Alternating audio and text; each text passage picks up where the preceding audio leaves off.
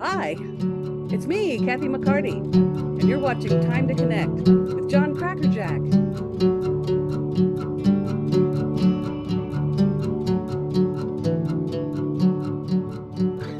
Hey, Kathy McCarty, thank you so much for taking the time to connect. It's an honor having you on the show. Uh, it is an honor to be on your show, and You know, you I've been really looking forward to it. I've been looking to talk forward to talking to you as well. You are something of a legend. Certainly for me and a lot of others. I first saw you, I think it was 1987. It was about that time. You were with Glass Eye. It was in Dallas, and I think Club Clearview. That's where we always played. Yeah. And I was so impressed with that show, and I mean, I don't know, it was, I can't believe that was 36 years ago? What are you talking about? How Why, it can was this just the other be? day. It How was can just this the be? other day. I used to, take for granted that many of the, shall we call them, punk rock clubs and various venues that we played were kind of iconically American. In a way, and we're sort of left over from America's industrial peak. And Club Clearview was like that. It was like it's the old Clearview window factory, Mhm. which I always thought was really, really cool because I went to UT and all the windows in UT are Clearview windows. And for those of you who are unaware of what this amazing window is, it's a metal window with glass in it like any window, but they had little cranks and you would go like this and they would open and close Mhm. in this fashion. Mhm. And they're really cool, actually. They're really cool kind of window. Uh, and so I don't know, many of the places that we played were places that had been industrial before they became venues of one sort or another. I don't know if you played there in the really early days, but when Clearview first opened, it was literally like walking into a warehouse, an old abandoned warehouse with I mean, they didn't even clean the whole place up. I can't believe they got through, legal issues with OSHA and whatnot because there was things, metal bars and rebar everywhere and things that you people could hurt themselves on. But that gave it character. And Okay, here, I didn't play there when it was like that. I mean, my memory of it was that it had been subdivided into two different rooms. There Mhm. was a big room for big touring shows or Yeah, big local acts, and there was a smaller room for fledgling acts. yeah, And I believe that we mostly played the fledgling room, even when after we got nationally somewhat famous, because we never drew that well in Dallas. We always had really good, Jeff Lyles almost always had a yeah, club. He's a promoter there still, sure. and he would book us because he liked us. He thought our music was good, and there was a certain smallish number of people, maybe 200 people who uh who liked us in Dallas. But we never broke into the big room. Right. Although I do believe that it happened in the big room at Clearview. I do believe that a brand new band opened for us there when we were in the big room. Uh, and it was Edie Brickell and the New Bohemians, and it Yeah, might have been their first show. I'm not yeah, sure. I yeah, tend to claim that like their very first show was opening for my band, yeah, yeah, and which is a very common story for Glass Eye. I mean, we had some really big names open for us when they started. yeah, Uh, yeah. Well, I mean, you guys were so good at that time, and it was a great time for music in Texas. I mean, I'm trying to think of some of the bands then, like Wild Seeds and Doctor's Mob mhm. and the Wannabes, and who am I missing here? Other Texas Instruments, and there was Yeah, also like the somewhat more bluesy people, but they tended to play the same clubs. Like, uh, I don't know, who am I thinking of? Well, there's the True Believers, and then there was right. uh, I think Two Hoots and a Holler, and Yeah, there was the Leroy Brothers. I mean, it was right. a lot of the clubs that we played would have nights that were alternative music, and sometimes very very heavy duty art punk music, and then other nights they'd be Charlie Sexton, you know. Right, right. And it's funny because Charlie is, as we mature, uh, the age differences become less meaningful. But I can remember that I was something like 24 and he was something like 18. And so he was this young upstart. Mhm. And then we hang out now and it's like for the same age, you know. At Right. the time it was kind of like, oh, this young kid's getting all this attention, you know. Yeah. Yeah. And he really put me in my place. I was sharing a backstage with him at the music awards. And I felt like, this guy went on to be Bob Dylan's band leader and guitarist and this big time producer and famous in his own right. And so I went over to him and I said, you may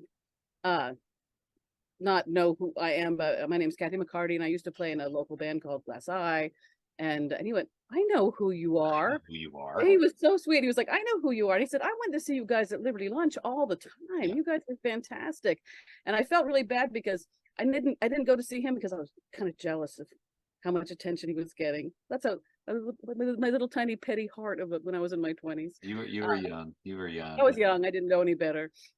Hey, there's so much I want to ask you about. Obviously about your music and what you're working on now. I want to ask you, you got some of your paintings behind you. I want to ask you about those. They're beautiful, by the way.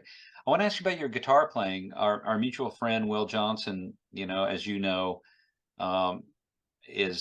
attributes a lot of his own guitar playing from watching you in those early days. And I know you have a really interesting approach to guitar, and I want to ask you about that. I want to ask you about life in Austin. I want to ask you about a lot, but if you don't mind, let's start with a little bit of a biography. I don't know too much about your past. I know you didn't just pop out of Zeus's head fully formed. You have a past, you have a history. Where were you born? What were you like as a kid? What's your story kind of in a potted way? Just to put this out there for a minute, all these questions are answered in my engaging and readable memoir that I'm writing right now, but I can't tell you the name of it or when it's going to be published because I've been concentrating on releasing my new record. I mean, I got to the point with my memoir where I had written my whole first draft and I had an entire book, and then I kind of put it down and finally was able to come out with my reissue of Dead Dog's Eyeball, and then I had to finish up my new. I have it on my shelf right over here. I should have had it to hold up, but sorry. Let's see, do I have one around that I've, well, not without standing up. Maybe I'll get one in a minute. Anyway, so I just kind of like took a break from writing it, so I cannot say, oh, like my agent is this and my publisher's that yet.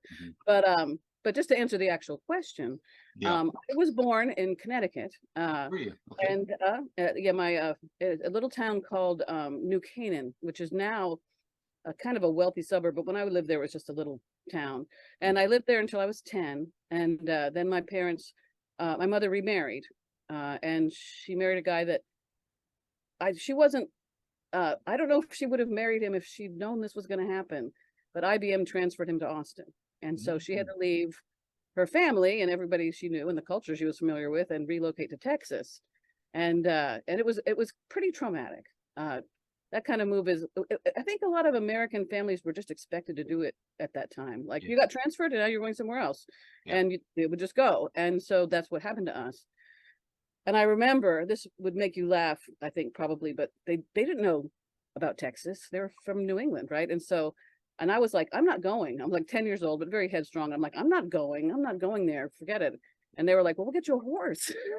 and they thought, it was cowboy land here, and they could get a horse for cheap, and that would make me happy. And like we got here, and it's it's not cowboy land. It wasn't cowboy land when we got here, and the horses were not any cheaper, and I never got one. Let me put that out there. If someone would like to give me a horse or let me ride their horse, I still have an unfilled need there. That's awesome. It's very real. I let me interject and say I had a very similar thing. A lot of my youth was in Kansas City, but my high school years were in Falls Church, Virginia, a suburb of DC. And my dad got transferred there, and then he got transferred to Texas. And I said the same thing. I said, I'm not going. I'm staying here.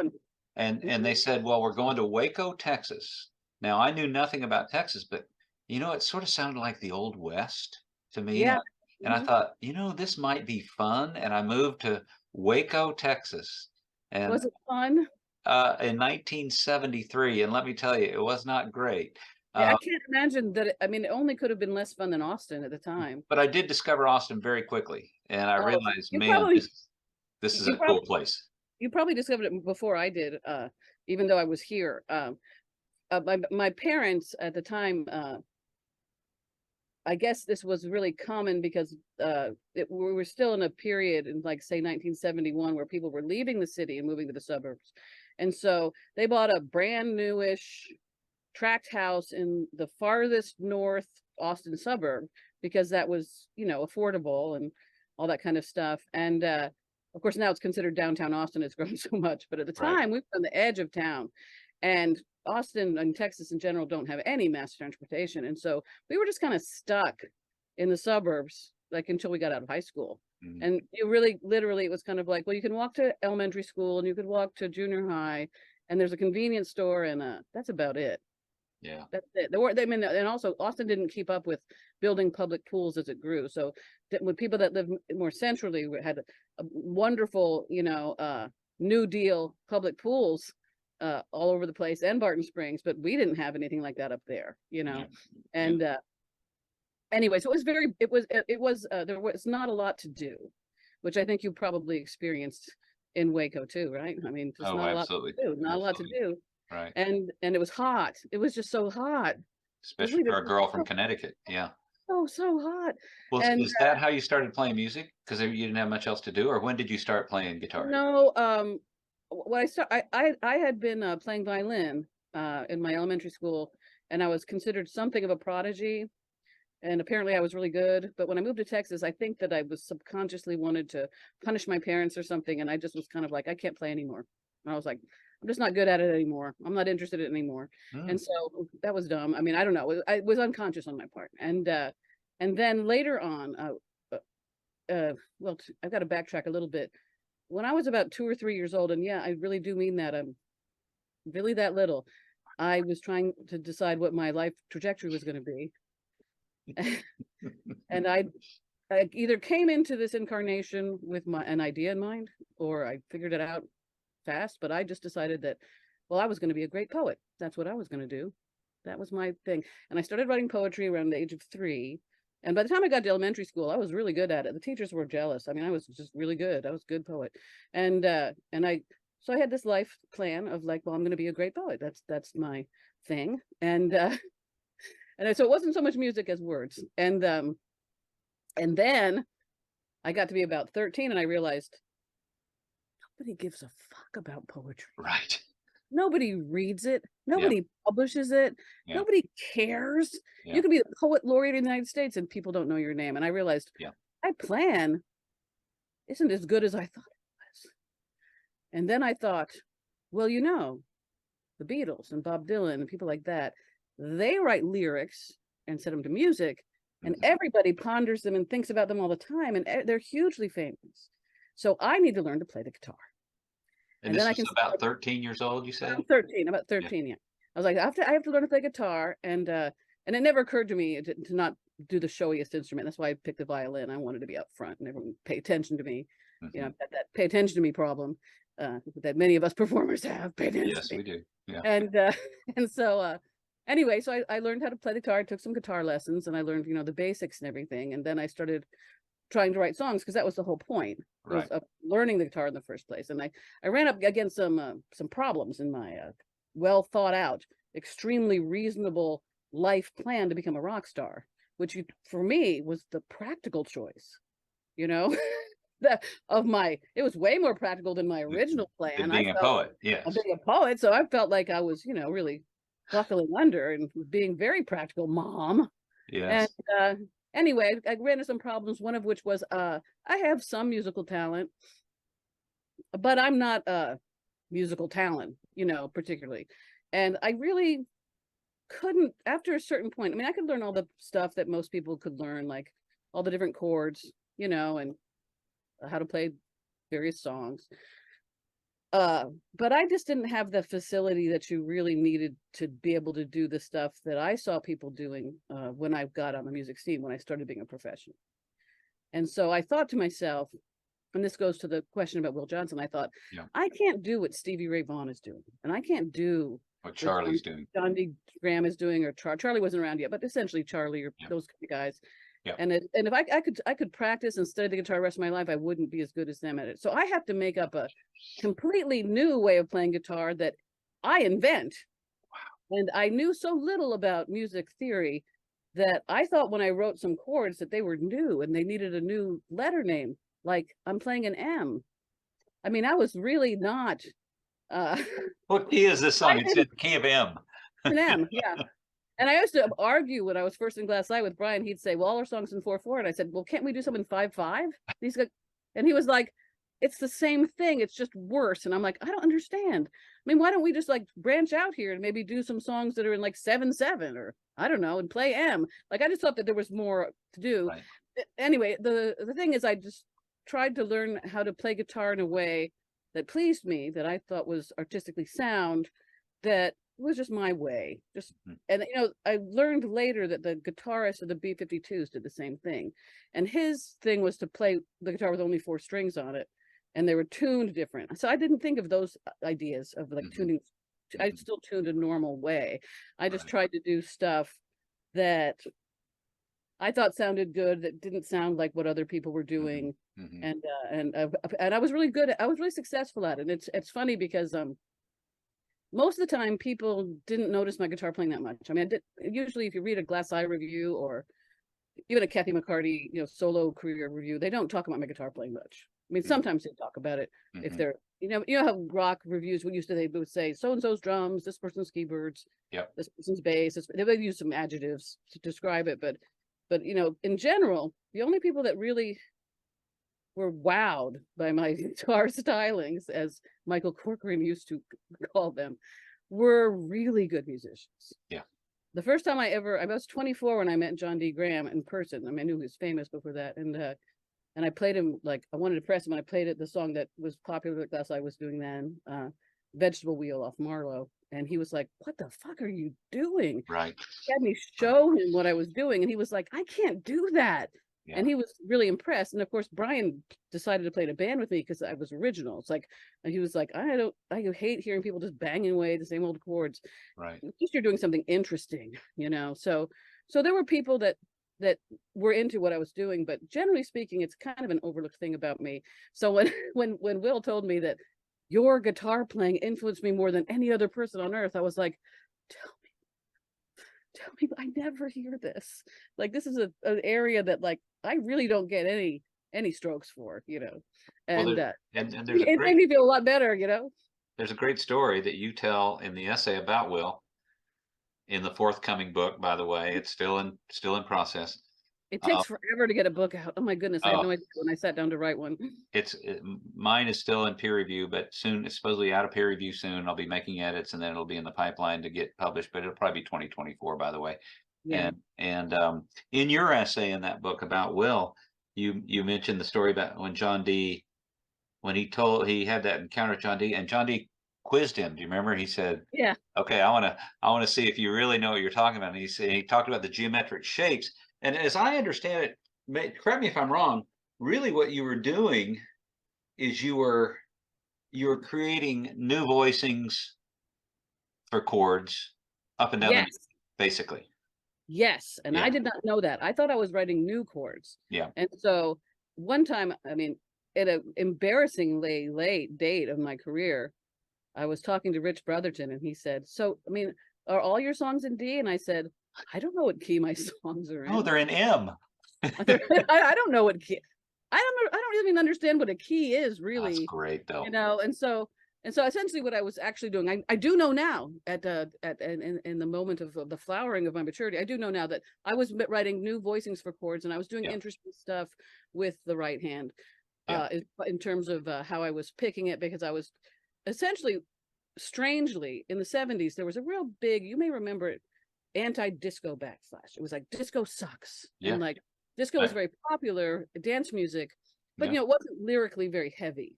And I was very, very into the lyrics aspect, because that was my main entree into playing music. And so you were a poet at 3, so of course. Yeah. So I was like, and so I was listening to stuff like Leonard Cohen and Randy Newman, amazing lyricists. And I listened to disco, and I'd go, that's the way I like it. I mean, this is totally boring, but then there were some good ones too. And I was kind of like, I really do like Brick House. That's a really good song, Brick House. So I like some of them. I like some of them, but I guess because that was the music that was constantly, that people today don't know what an indoctrination AM and FM radio were when that's all there was. Right. Like, it didn't matter if you liked the music or not. You heard it everywhere all the time. Yeah. And everyone was like brainwashed with the same music. So I got a lot of disco in my head. And so when I went to go write, I started doing like disco shit with my right hand. and it came to me very naturally. Wow. I guess because it's kind of imprinted during that Uh-huh. period. And I had a couple disco singles. Yes, kids, back then they were little 7-inch singles, and you put them on the player because they Yeah. hadn't entered CDs yet. That's how old I am. And anyway, so I had some disco singles, and but mostly I think it was just the radio and listening to the radio in the car and hearing it, everywhere you went. So I'd be doing, I made up chords in this hand, and I would be doing weird shit with this hand, and then also I had to like it. So mostly it's pretty good stuff. It Uh, worked. It yeah, it worked. works. It Yeah. works. But when I went off to, I was playing in a band, a combo, and our music was very highly arranged. Like we weren't just bashing away. Like we would, Brian, our bass player, is also a producer, and he produced all of our records, and he would arrange them like, okay, you do this here, and then I'll take that low note you're doing, and I'll do it on the bass, and then kind of break it apart and get some space in there. And we were always a band that had a lot more space in our songs than average. And so they were a little bit more composition-y. Mhm. And although they're often verse, chorus, middle eight, it was like regular composition, but as far as like the instrumentation goes, it was a Mhm. little more worked out. Okay, a Okay. lot more worked out than most bands. And that made our music very interesting. And it made it age well too, because I was listening to a bunch of Glass Eye. They were doing a retrospective of bands of the 80s. And all of our compadres, whose music, I really love, and Glass Eye were playing, and someone turned to me, I think it was Steve Collier, and said, your stuff's still, it's not dated sounding. No, because It it's so doesn't sound original. dated. It doesn't sound dated. That made me feel good, because I was like, thank you, because we didn't make the big time. So having achieved something artistically, feels good. Well, Feels it good. it was so original. I think that's why it wasn't really derivative, and it didn't sound a lot like other things, and so it definitely holds up and incredibly creative. This is one of my favorite records of yours. Yeah, that's a good one. I love Marlowe as well. Do you I have love favorites? Marlowe. If Huh? Marlowe, if you had to just turn somebody on to one record that had never heard Glass Eye, would it be Marlowe? No, because the production values are kind of not great. I mean, Brian was learning how to be a producer, and we were learning how to play when we made it. It's a great record, and the songs are really good. First Uh, record, right? it's our first record. It's an Yeah, EP. It's not even an LP. yeah, yeah, But I think if I was trying to turn someone into Glass Eye, I would go with Hello Young Lovers or yeah. Bent by Nature, probably one of those two. But I love Okay. all our records. I mean, I thought they were all really good. Yeah. One of the things that I was thinking about, what was it? You brought up something about, I forget now. Sorry, my mind wandered off. It's okay. Maybe As it'll long come as back to me. as long as we're talking about your records, let's do talk about Dead Dog's Eyeball. It originally came out in '96, and you recently did a reissue, right? Yeah, it came out at the time that it came out. Only CDs were the thing. I mean, in '96, they weren't really making vinyl anymore of anything. Or if they, no, I don't think they were, because I don't think that ever came out on vinyl. In fact, I know it didn't. And Keep talking. I'm going to grab the record to a little show and okay, tell because it's okay. beautiful. But please keep talking. Anyway, so it came out, and what had happened was Glass Eye had broken up, and I could kind of do whatever I wanted. And something that we had thought about doing in Glass Eye was to do a record of Daniel Johnston songs, because we really liked him, and we were his first champion. And Yeah. so I thought this would be a good solo project for me to do. And I also, at the moment that I conceived of making it, he was in the mental hospital, and really didn't know if he'd ever get out, because he had super lost his mind. And so I Yes. thought this would maybe be the only way that anyone would ever hear his stuff, because he was only famous in Austin. Nobody else had heard of him. And so, Right. and that's a really great record. It's a really, really great record, but in many ways, it's really kind of like Glass Eye does Daniel Johnston, because Scott Sure. plays drums, Brian plays bass, Brian Yeah. arranged the songs. I got to pick the songs, but I let everyone else pick at least one, because there's 22 songs on it. So the Oh No was Brian's pick, and I think Sorry Entertainer was Scott's. And I mean, I picked most of the others, and I picked them based on, there were great songs, but also ones that I thought I could bring into fuller bloom than Daniel did. Yeah. Because I didn't just want to cover his great songs. Like Speeding Motorcycle is a great song, but I don't really think his version can be improved on, and there's not much I would do to make it Right. Right. bigger necessarily, although maybe I have played it sometimes at live shows, and I think, well, maybe I'm cutting myself short if I don't think I can do something with it that is interesting. But when I was making that record, I really thought, like, I really, really hear, rocket ship being Bowie. And I think that's what Yeah. he wanted it to be, but he didn't Yes. know how, you know, he didn't know how Right. to do it. And Yeah. I, Kathy McCarty, don't really know how to do it either, but my friend Brian does.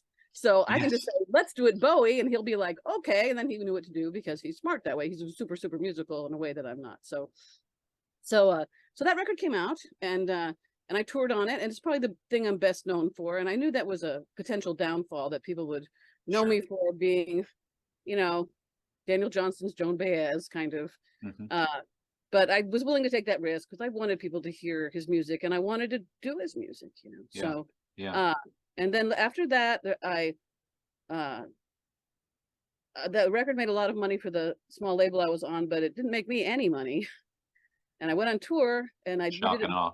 real bare bones, sleeping on floors, $5 a day for food.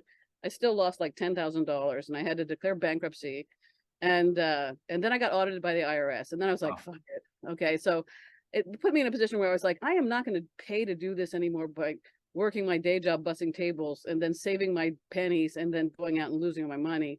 And then I didn't have enough money to pay for studios anymore. And all of a sudden I was in this league of people in their 30s where I actually had to pay people. It wasn't one for all and all for one, a bunch of friends in their 20s doing something. All of a sudden I had to pay, you know? So it took me a really long time to come out with my next record. yeah. And I also felt like it had to be as good as Dead Dog's Eyeball, or else I would appear to disadvantage, right? So I made the record that you see the album cover back there, a song Right. album called Another Day in the Sun. And it's a phenomenal work of lasting genius. It is a But beautiful record. unfortunately, I was unable to tour on it for the financial reasons. I didn't have any credit left, for one thing. Like when the IRS was auditing me, they said, "How could you make negative $8,000?" And I said, Easy. haven't you heard of credit cards?" No You know? kidding. So Easy. I didn't have the credit that I had before, and Yeah. I had other conflicts too. I had gotten married, and my husband was not into this like touring musician thing, which I didn't know before I married him. But I was like, "What do you mean I can't tour? This is what I do," you know? And I was like, "Well, he'll come around, you know, I'll figure it out." Uh, and it just never really got well known. It's better known today, you know, than it was Right. at the time that it came out. And, you And know, there are people who know about it now. It's like, oh my God, this amazing record by this unknown person, you know. It's kind of how people see how it. how much are you gigging now? What? How much are you gigging now? How much you Oh, playing out? not a whole lot. I mean, I had a bit of an ethical, and I still do have like a bit of an ethical conflict. Like, I don't want people to come see me play and get COVID. I don't want to make people sick, Hmm. you know. And I think COVID is a seriously damaging disease. A lot of people are like, it's just a cold. Let me tell you what, it's not just a cold. Right. It's an inflammatory vascular disease that damages your heart, your liver, and your brain. And I just don't want to. And I have managed to avoid it, even though. But I try to do shows that are outside Hmm. or in some other way. I don't feel like a ethical burden that Hmm. people might get sick there. Like I feel Yeah. okay about playing at the Continental Club because they have super good ventilation and they keep their doors open, so that's all right. Uh, Cherrywood. yeah, and Cherrywood Hmm. and so anyway, so I'm not playing a whole lot, Hmm. but I do anticipate with my new album when it comes out that I'm hoping to be able to tour on it. Yeah. It just depends on what happens in the national health landscape and touring landscape. And I was talking to another musician the other day, and they were real frustrated because they weren't touring, but a lot of other people are touring. And I said, yeah, a lot of other people are touring, but have you seen what's going on? They do 6 shows and then they cancel the tour because they're all sick. Yeah. And it's happening over and over and over again. Mm. And that's not happening to everyone, but it seems to be pretty much the case. The people that even, you know, small tours, big tours. I mean, the bigger the tour, the more like Lizzo got sick, you know, today, although that wasn't from touring. But there's some bigger artists who bring their own HEPA filters and they make it safe for themselves. And I'm a little bit too much of a ethicist for that. It's like, okay, it might be safe for me, but everyone out the Right. air is all jammed together and breathing each other's air and nobody's masking. Like I'm kind of hoping that people realize that it might be a good idea. Yeah. Get it again. Like most Yeah. people have had it once at this point. It's like, you know, it might be a good idea not to get it again. So I'm Right. just kind of holding my breath and waiting to see what happens, you know. Yeah.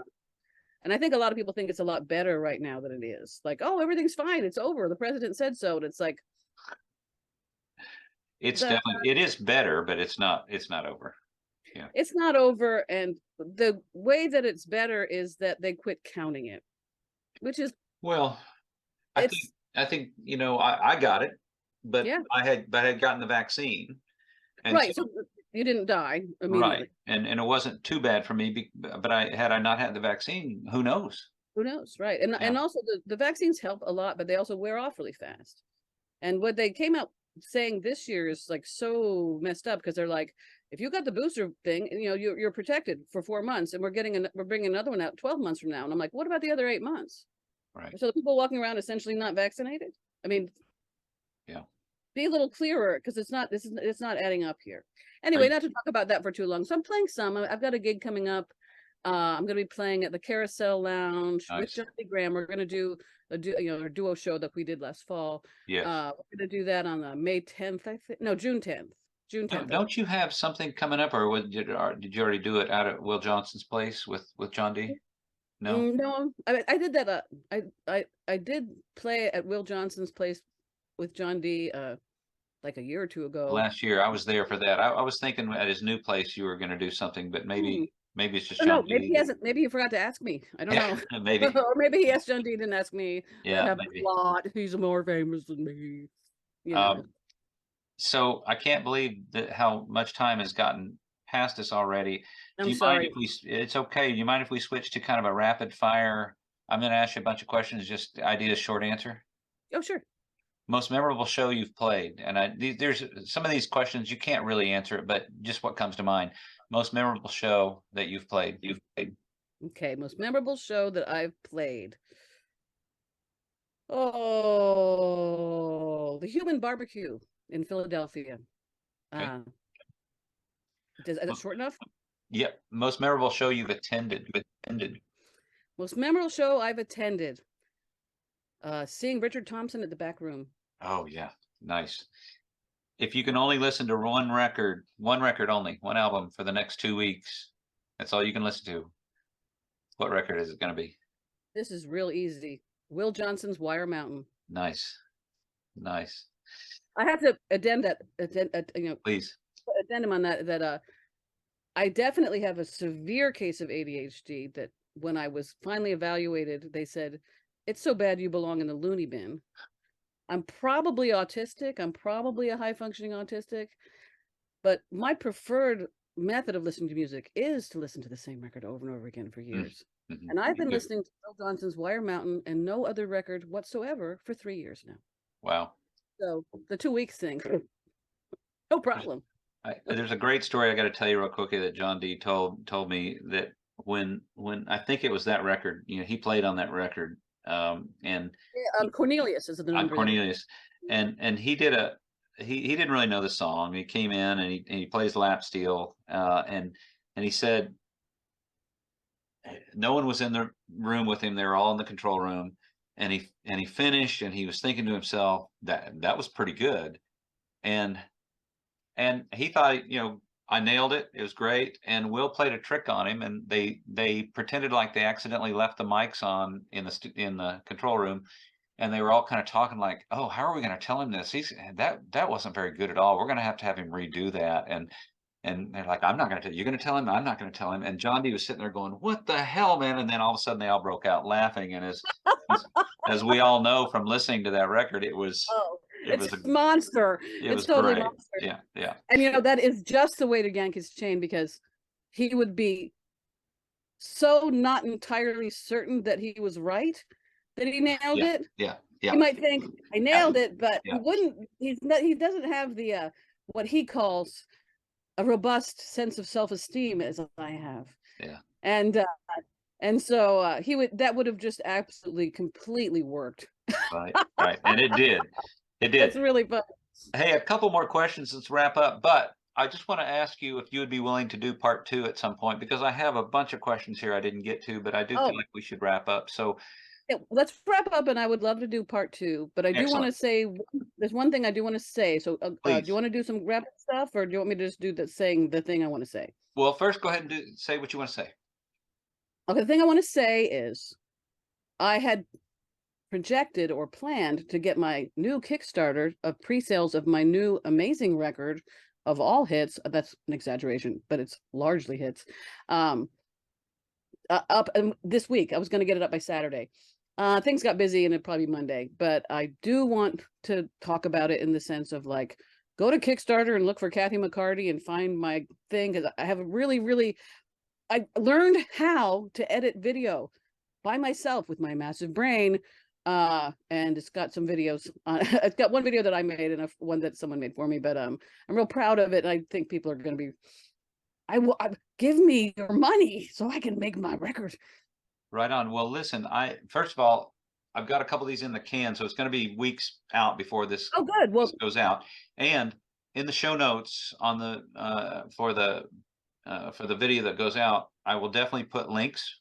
and by then I'll have one for you. Great. So that's cool. So send me that But link. you know how long this album's been in coming. It got stopped for 2 years because Brian didn't want to bring musicians into the studio, because during 2020 and 2021, people were like, no, we're not getting it in an enclosed space together. Forget it. Yeah. And so that gave, and then what else? Then I also needed to release my reissue of Dead Dog's Eyeball first on vinyl. Right. And that took 18 months to get because of the vinyl shortage. So and buy this too, folks. Buy this. Yeah. It's fantastic record. I really need to move the few units I have. I only have a couple of hundred left. Do you have any of these t-shirts left?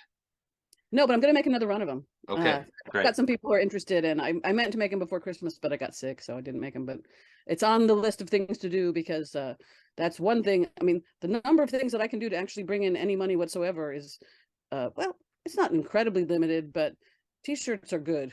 Yeah. T-shirts are good. Yeah. But also, the LP, you'll probably, I think that the words of the critics were, no vinyl collection is complete without this record. Yeah. It's great. That's pretty high praise. That's a national publication, by the way. So you bet. Yeah. Well, listen, I really want to do part 2 with you, but let's wrap up. And I want to ask you the 2 questions I always finish my these interviews with.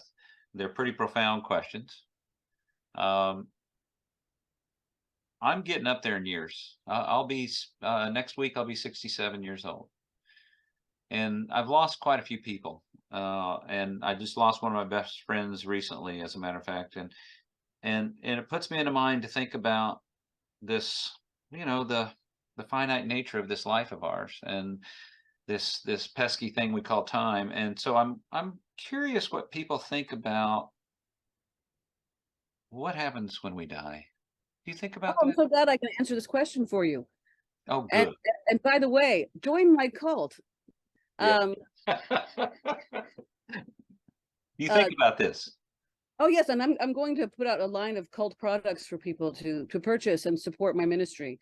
But this is what's going on here, and I'm glad I'm here to lay it out for you. Okay. People incarnate on this planet for specifically 2 reasons, and they are these: we are here to learn courage, and we're also here to learn self-discipline. Okay. And practically everything that happens to everyone in every arena of life on every continent is toward these ends. And that's one reason life is so scary here.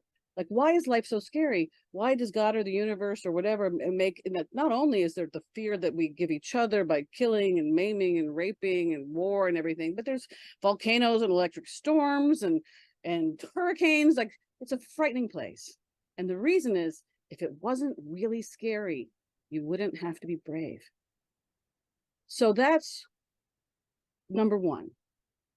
But it's also equally important that we learn self-discipline, and our hearts are unruly. And the things that we want to do, we are often things that hurt others or that are simply wrong or just a bad idea, and we have to learn to control ourselves, because we can't be trusted with any responsibility until we're able to master ourselves. So those are the 2 points of life. And so as far as what happens when we die, as I understand it, typically, depending on a person's level of sophistication, we're greeted by someone who is either a family member or a close friend who's gone before, or if you're really super religious, it might appear to be Jesus or Buddha or Muhammad or somebody. And they kind of assist you to get to the, the spirit plane, so to speak. And then that's when heaven or hell happens. And as an older person who's lived now, I'm far more frightened of these 2 things because, well, not the heaven one, Okay, the hell one I'm a little frightened of, because what hell is reviewing your life with a bunch of people you really, whose esteem you care about, your teachers, the people you're trying to learn this for. You get to review your life and see how you did. And if you fucked up and sucked and didn't learn and were an asshole, it's hell. That's what You, hell is. It's you your have own sense of, any concept of a do-over? Do you have any concept of oh, you get to you try get again? you get unlimited do-overs. You don't get the same exact circumstances, you know. I mean, that would be cool. I would love it if I was just born in 1961 again and got to do a do-over. It's possible. I don't know. I'm not going to limit the universe, you know, but I imagine that you just kind of, since we're in time, as Indrid Cold said, we'll probably just drop down, you know, again, as a human being. I mean, maybe if you're really good, you get to be an American's dog. Like, you did so fucking great on your incarnate. You were so brave. You controlled yourself so well. You get to be an American dog. Wow. But I think for the most part, like, we're here. These lessons are hard. You can go a whole lifetime and barely make any progress on them. So I imagine that we keep coming back until we have a good grip on it, until we have a pretty good grip on it. Courage and self-discipline. Courage and self-discipline. And it's kind of like immersion Spanish, where like they drop you in Mexico City and 6 months later you speak really good Spanish. That's what war is, because that's why there'll always be war on Earth, is because war is like a immersion class in courage and self-discipline. Think about it. And I think the people sign up for that who just want to get it fucking over with and move on to the next lesson. And who knows, like there's maybe some other lessons that are more easier maybe than these two, but they certainly are a challenge to us here though. And that's also, I want to say to your listeners, that's one reason why conditions on Earth never seem to really improve, is because it's kind of like 12th grade doesn't really improve. Everybody who goes through 12th grade, they had the 12th grade experience. And that's what we're having here. It's like, it's the Earth experience. It's this particular class. We're all here to learn it. It takes maybe 10 lifetimes, 100, who knows? Whatever it takes, that's how long it takes, because you're a powerful spirit and you can't just be set loose on the universe in a condition where you're a chicken and can't control yourself. I think we need to leave it on that note right there. That was terrific. Thank you for that. And I'm looking spent a forward. Lifetime working this out with my massive computer brain. Well, thank you for that, and thank you so much for taking this time to connect. I really appreciate it, and I'm really looking forward to part two. We'll a little time go by, and I'll reach out to you, and we'll schedule it, and maybe the new record will be out by then, and we can promote it. And yeah, that sounds great. And definitely when this episode comes out, I'll put links in there for people and make sure that we can help you promote that record. Well, you know, since you're wearing the fashion forward, so fashion forward that it's from the 80s and it still works. Yep. Christine Just like t-shirt. your music. Maybe I'll make a big run of them, and that way it can be offered as a thing for the viewers of this show. Beautiful.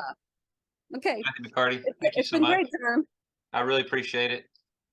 Take care. I enjoyed it a lot, and as you can see, I like to talk. Okay. And there's so much we didn't talk about. Your painting we didn't talk about, but we'll get to that next time. Okay. Thank you. Texas. Texas is a land of many contrasts, as they said in Texas history. And so I, a Texan woman,